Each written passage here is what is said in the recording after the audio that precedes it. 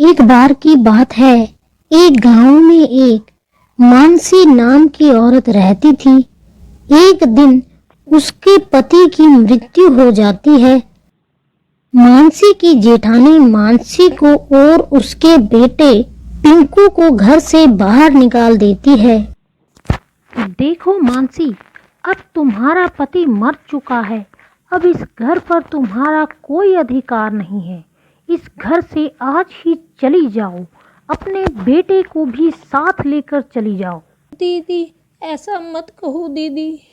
मैं अपने छोटे से बच्चे को लेकर इस ठंड में कहाँ जाऊंगी। यह मेरी समस्या नहीं है, तुम्हारी समस्या है। कहीं भी जाओ, पर इस घर को छोड़कर अभी के अभी अपने बेटे के साथ चली जाओ। मानसी और उसका बेटा पिंकू एक झोपड़ी में रहने लगते हैं। माँ, अब हम क्या करेंगे? हमारे पास तो कुछ खाने को भी नहीं है और इतनी ठंड भी होने वाली है। अब हमारा क्या होगा माँ? घबराओ मत बेटा, मैं तुम्हारा ख्याल रखूंगी। जब तक मैं तुम्हारे साथ हूँ, तुम्हें डरने की कोई ज़रूरत नहीं है। मैं तुम्हारे लिए काम करूंगी और खाना भी लेकर आऊंगी। हे भगवान, ये हमारे साथ क्या हो गया? अब मैं इस ठंड में इस बच्चे को लेकर कहाँ जाऊं? कहाँ से इसके लिए खाना लेकर आऊं? कैसे इसकी परवरिश करूं? हे भगवान, ये हम पर कैसा समय आ गया है? अपनी कृपा करें प्रभु। सर्दियों का मौसम आ गया था। ठंड बहुत बढ़ गई थी। चारों तरफ कोहरा ही कोहरा छाया हुआ था।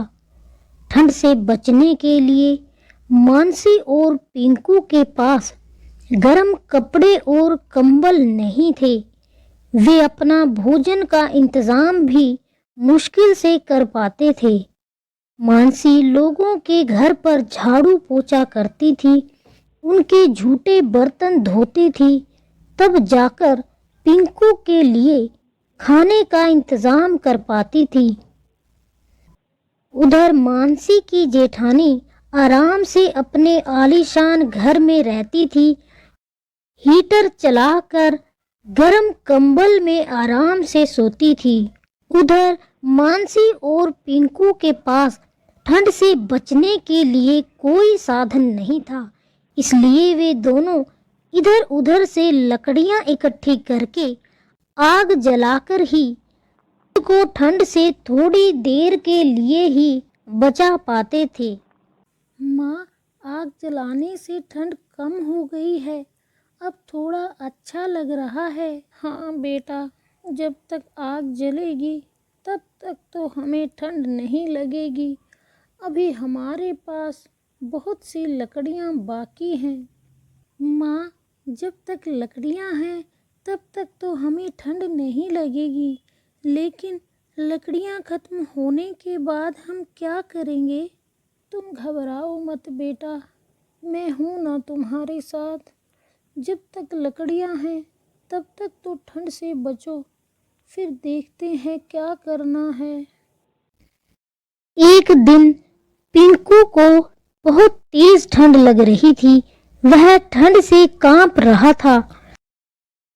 हे भगवान, पिंकू को तो बहुत तेज ठंड लग रही है। अब मैं क्या करूं? कहीं इसकी तबीयत खराब ना हो जाए। तभी मानसी सोचती है कि वह अपनी जेठानी से कंबल ले आती है। मानसी अपनी जेठानी से मदद मांगने जाती है। दीदी, दरवाज़ा खोलो दीदी, बहुत ज़रूरी काम है।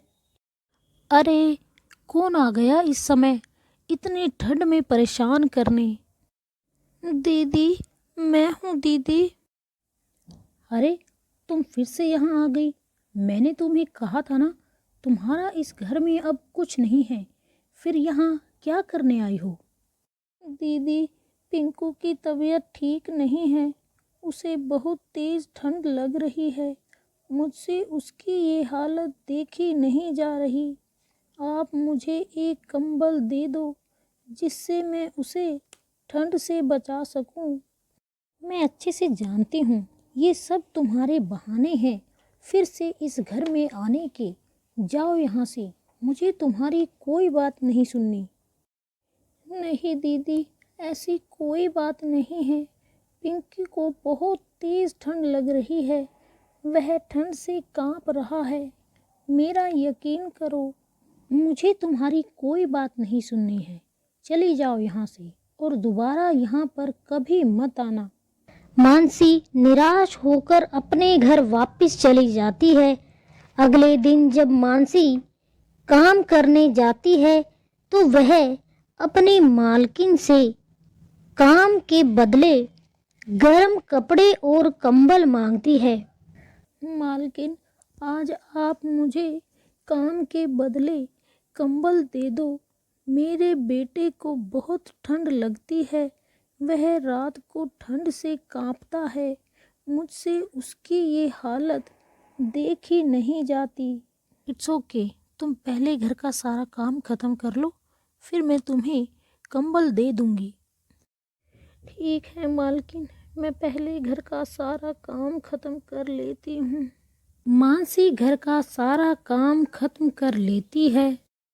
मानसी, तुमने सारा काम ख़त्म कर लिया है या अभी कुछ बाकी है? जी हाँ मालकिन, मैंने सारा काम ख़त्म कर लिया है। क्या अब मैं घर जाऊँ? ठीक है मानसी, अब तुम घर जा सकती हो। मैं तुम्हारे लिए कंबल ले आती हूँ।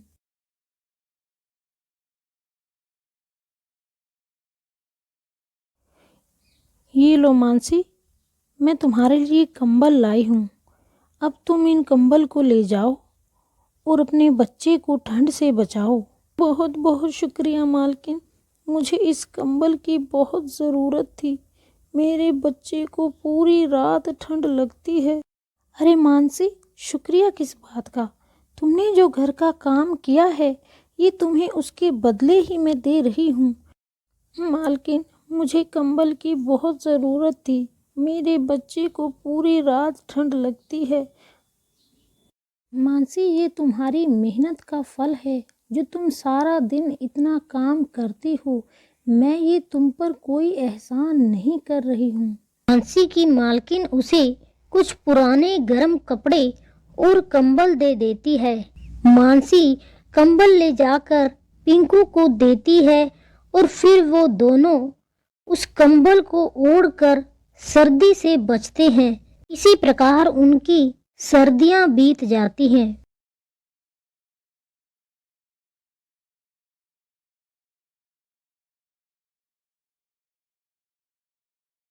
एक बार की बात है, जंगल के बीचों बीच लगा गुलाब का पौधा अपने फूलों की सुंदरता पर इठला रहा था। ला ला ला ला ला ला ला ला ला ला ला ला ला। पास ही लगे चीड़ के कुछ पेड़ आपस में बात कर रहे थे। एक चीड़ के पेड़ ने गुलाब को देखकर कहा, गुलाब के फूल कितने सुंदर होते हैं। मुझे मलाल है कि मैं इसके जैसा सुंदर क्यों नहीं हूँ। अरे मित्र, उदास होने की आवश्यकता नहीं है। हर किसी के पास सब कुछ तो नहीं हो सकता है ना। गुलाब ने उनकी बातें सुन ली और उसे अपनी सुंदरता पर और गुमान हो गया। वह बोला, इस जंगल में सबसे ज्यादा सुंदर सिर्फ मैं ही हूँ। तभी दूसरे फूलों ने उसकी इस बात पर आपत्ति जताते हुए कहा, अरे भैया, तुम ऐसे कैसे कह सकते हो?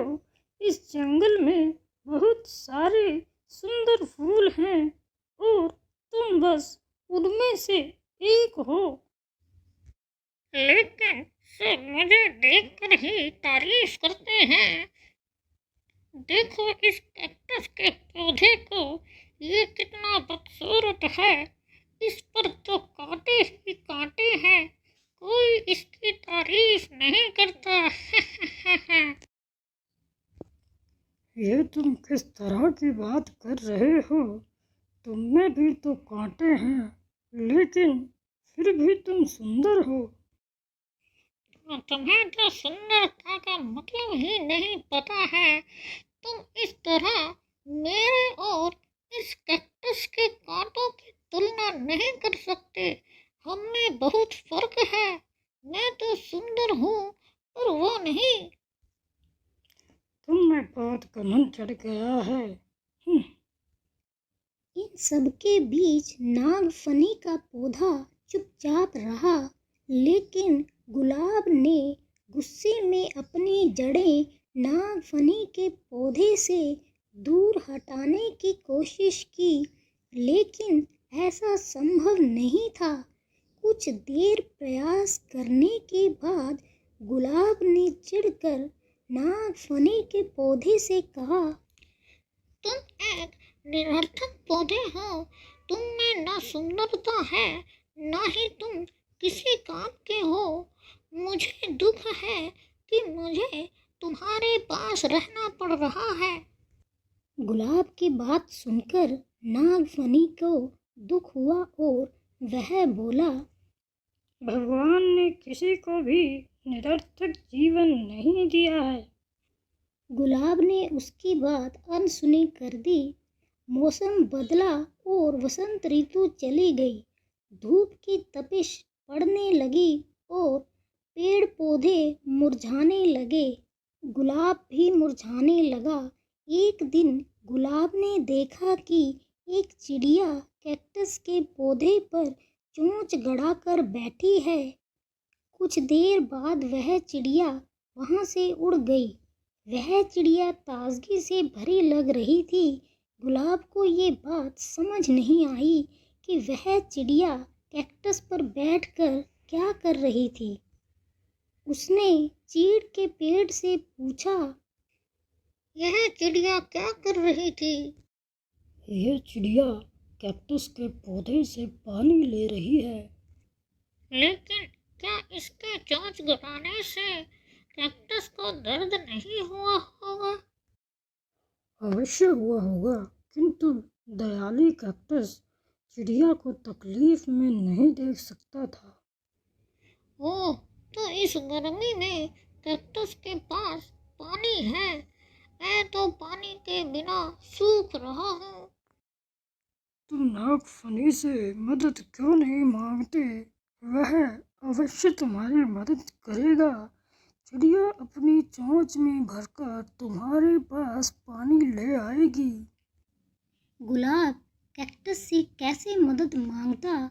उसने तो अपनी सुंदरता के घमंड में उसे बहुत बुरा भला कहा था, लेकिन तेज धूप में अपना जीवन बचाने के लिए आखिरकार एक दिन उसने कैक्टस से मदद मांग ही ली। कैक्टस का पौधा दयालु था। वह मदद के लिए फौरन राजी हो गया। चिड़िया भी मदद को आगे आई। उसने कैक्टस से पानी चूसा और अपनी चोंच में भरकर गुलाब के पौधे की जड़ों में डाल दिया। गुलाब का पौधा फिर से तरोताज़ा हो गया।